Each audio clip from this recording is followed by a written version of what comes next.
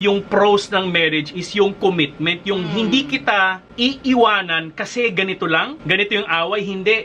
Ano tayo, fight tayo dito, parang we're not saying hindi rin kami extreme. Example, pag binubugbog ka na ng paulit-ulit, or let's say yung anak may incest na yung ginagawa, yung tatay or whatever, or nag-live-in na sila nung kabilang babae, tsaka nag-make na siya ng decision na doon na siya titira, na ilang taon na sila magkasama, ikaw iniwan ka sa bahay kasama nung kids. Alangan naman mag-commit ka pa, di ba, na parang hello, kitang-kita mo na obvious na there's no way na I Lalo na if there's abuse, ha? Yung parang ang daming mga misled na babae na ina-abuse na nga sila physically, binubugbog na sila, they still stay kasi hindi, this is a commitment.